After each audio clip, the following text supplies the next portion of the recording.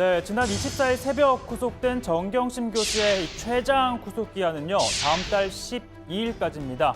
검찰은 지난 25일 구속 후 첫 소환 조사를 한 데 이어 주말엔 어제도 불러 조사를 했죠. 우선 자녀 입시 부정, 사모펀드, 증거인멸 의혹 등 구속영장에 적시된 혐의에 대한 보강 조사가 이루어지고 있습니다. 검찰은 특히 정 교수의 녹음 파일을 분석하는 데 주력하고 있는 것으로 보입니다. 영장 심사 당시 검찰이 일부 녹취록을 공개하면서 그 존재가 알려졌죠. 오촌 조카 조범동 씨와 이 WFM 주식 매입 시점 그리고 가격 등에 대해서 나눈 대화였습니다. 그리고 또 일부 보도에 따르면요, 정 교수가 이득을 더 많이 보지 못해 아쉽다라는 취지로 말한 내용도 이 녹취에 있다고 합니다. 이 검찰은 차명 투자의 증거 중 하나로 보고 있는데요. 그러니까 내 돈이 아니라면 굳이 수익을 더 냈다고 아쉬워할 이유가 없지 않겠냐는 거겠죠. 정 교수 측은 일단 차명 투자 자체를 지금 부인하고 있습니다. 검찰 안팎에선 이 녹음 파일이 이번 사건의 결정적인 증거, 스모킹건이 되지 않겠냐라는 얘기도 나옵니다. 파일은 정 교수의 휴대전화로 녹음이 된 것으로 알려졌는데, 그런데 검찰은 현재까지 정 교수의 휴대전화를 확보하지 못한 상황입니다.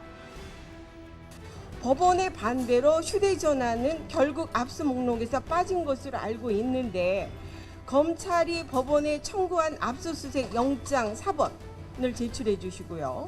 지금이라도 사법부에 의해 막혔던 계좌 추적과 휴대전화 압수수색이 이루어져야 합니다.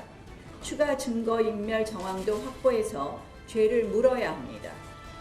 휴대전화는 이미 제출로도 받지 못했죠. 그럼 이 녹음 파일 어떻게 확보를 했냐? 이 검찰은요, 압수수색을 진행했던 정 교수의 PC에서 이 녹음 파일을 확보한 걸로 전해지고 있습니다. 즉, 정 교수가 휴대전화에 있던 파일을 백업을 해놓은 건데요. 다만 검찰의 피의사실 공표 문제가 지금 커지고 있는 상황에서 이 과거처럼 해당 녹취 파일이 음성으로 공개될 가능성은 낮아 보입니다.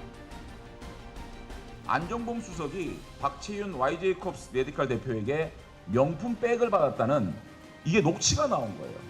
저는 저거는 100% 특검에서 피의사실 공표가 된 거라고 봅니다. 그런데 당시에 박경미 대변인이 뭐라고 하는 줄 알아요? 신이 났습니다.